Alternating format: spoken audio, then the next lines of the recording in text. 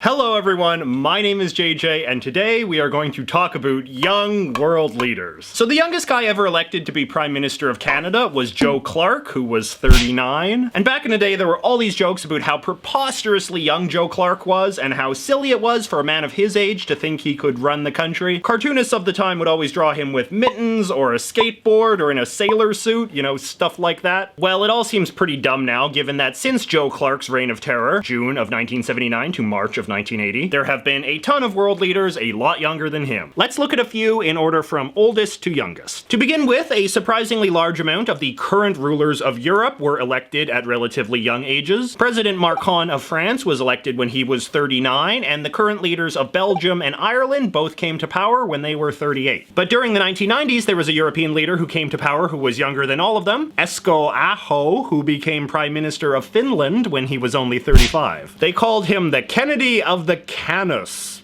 which I guess makes sense if you're from there. In case you are wondering, the actual Kennedy wasn't elected until he was 43. But you know, 35 isn't actually that young to become Prime Minister. That's the same age Benazir Bhutto was when she became Prime Minister of Pakistan, and the same age Lee Kuan Yew was when he became Prime Minister of Singapore. The last president of Madagascar came to power when he was only 34. He was a former DJ. And old man Fidel Castro came to power when he was only 33, the same age I am right now. But can we go any younger? We can indeed, with the new Prime Minister of Austria, Mr. Sebastian Kurz. He is only 31, born in 1986, the same year as Lindsay Lohan. He spent his late 20s as his country's foreign minister. This would be like if Lindsay Lohan had been Secretary of State under President Obama.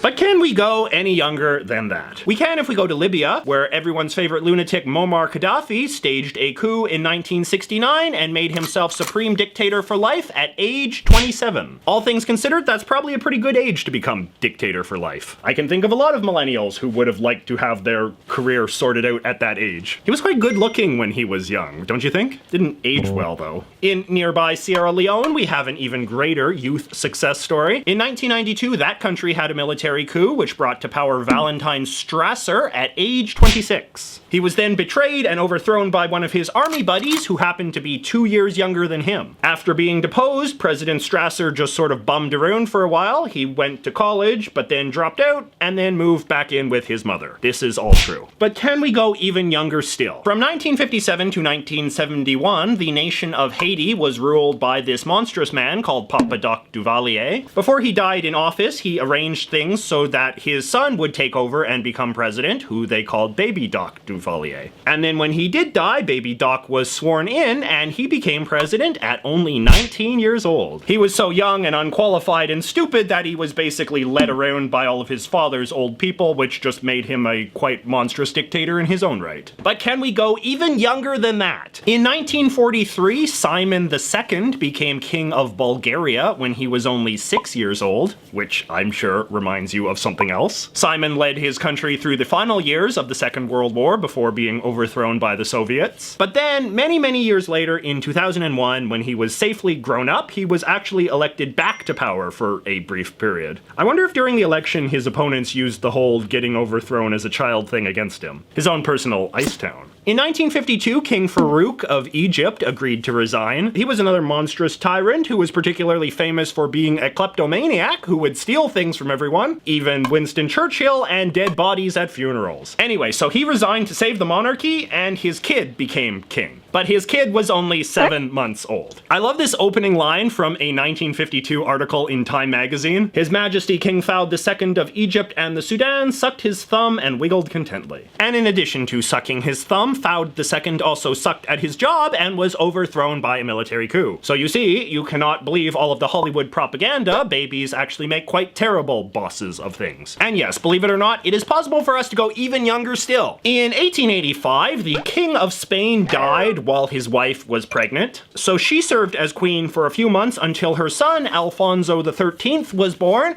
who became king the second he came out of her womb. Alfonso was literally the youngest person ever who has ever been leader of any country ever. He was a terrible king, but at least he looked cute on the coins. So let me close by asking you this. What do you think is the youngest age a person could be leader of a country without it being ridiculous? Do you think a really mature teenager could be a good president? Or do you think someone has to be like in their late 20s at least? Or maybe even early 30s? Or maybe early 40s? Let me know in the comments. I did a video a few weeks ago about the weird feelings you get as you get older, and I must say one of the weirdest feelings of all is when you see a world leader on the news who is actually younger than you are now. So for example, I, the weird guy who is currently talking to you on YouTube right now, is older than Kim Jong-un. Nuclear war, possibly one more thing to blame on millennials.